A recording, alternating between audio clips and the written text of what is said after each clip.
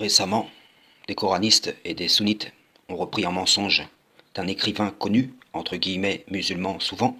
Ceux-ci partagent une haine des parts antérieures de l'écriture. Ce mensonge déclare que, en la Torah, on ne parlerait pas de la résurrection. Pourtant, si la façon dont elle est mentionnée leur échappe, celle-ci y est bien présente. Le premier point que nous allons aborder, c'est la réponse que donnera Issa, fils de Mariam, à ceux qui disputaient à son sujet. Luc 20, versets 37 à 40. Que les morts ressuscitent, c'est ce que Moïse a fait connaître à propos du buisson, quand il appelle le Seigneur, le Dieu d'Abraham, le Dieu d'Isaac et le Dieu de Jacob. Or, Dieu n'est pas le Dieu des morts, mais des vivants, car pour lui, tous sont vivants.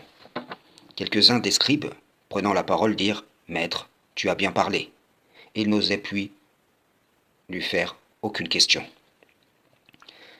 Ceci devrait suffire comme réponse aux négateurs de la Torah, de ce qui est descendu sur Moussa, sur Issa et les prophètes, car au temps de Moïse, Abraham, Isaac et Jacob avaient déjà vécu la première mort que toute âme doit goûter.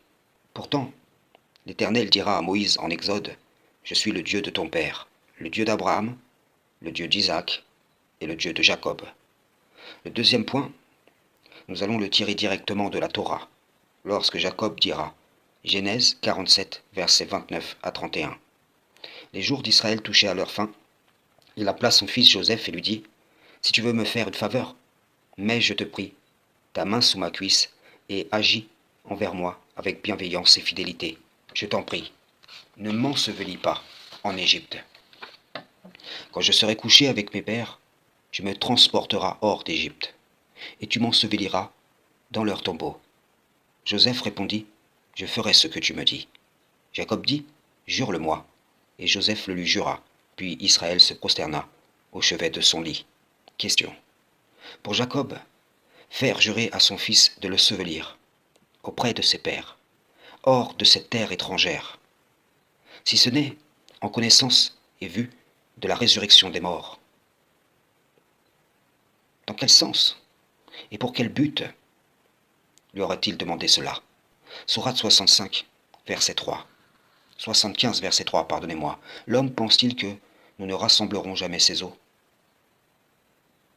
Non seulement Jacob, mais aussi Joseph demandera à être réuni à ses pères, hors de cette terre habitée par un peuple qui niait Allah et la vie future. Il faut savoir que ceux-ci, je veux parler des descendants d'Abraham, étaient enrichis de toute la tradition prophétique depuis les origines, et qu'ils ne sauraient en aucun cas ignorer la résurrection. Genèse 50, verset 25. Joseph fit jurer les fils d'Israël en disant « Dieu vous visitera, et vous ferez remonter mes eaux loin d'ici. » Joseph savait que les descendants d'Israël devaient être asservis, comme le Coran l'atteste, lorsque Pharaon dit « Croirions-nous en deux hommes comme nous, dont les congénères sont nos serviteurs ?» L'Éternel devait par la suite les délivrer des mains de Pharaon et de son peuple, comme le rappelle la Torah dans la prophétie d'Abraham. Exode 13, verset 19. Moïse prit avec lui les os de Joseph, car Joseph avait fait jurer les fils d'Israël en disant « Dieu vous visitera, et vous ferez remonter avec vous mes os loin d'ici. » Il sera dit à Ézéchiel en chapitre 37, « Ainsi parle le Seigneur Dieu à ses ossements. Je vais faire entrer en vous l'esprit et vous vivrez. Je vais mettre sur vous des nerfs, vous couvrir de chair, et vous revêtir de peau. Je vous donnerai l'esprit et vous vivrez. Alors vous saurez que je suis le Seigneur. » Il sera dit à Daniel en chapitre 12, verset 13, « Et toi, marche vers ta fin. Tu te reposeras, et tu seras debout pour ton héritage à la fin des jours. » Sourate 56, versets 88 à 89. Si celui-ci est du nombre des rapprochés, alors il aura du repos, de la grâce et un jardin des délices. Pour conclure, je citerai ces paroles de Moïse au sujet du livre des vivants. Exode, chapitre 32, versets 32 à 33. « Pardonne maintenant leurs péchés. Sinon, efface-moi de ton livre que tu as écrit. » L'Éternel dit à Moïse, « C'est celui qui a péché contre moi que j'effacerai de mon livre. » Il faut vraiment être de mauvaise foi pour nier, après ces éléments, rappeler que la Torah mentionne la résurrection. Une bonne issue pour les fidèles et une mauvaise pour ceux qui pêchent contre l'Éternel. Frères et sœurs en islam, salam, shalom.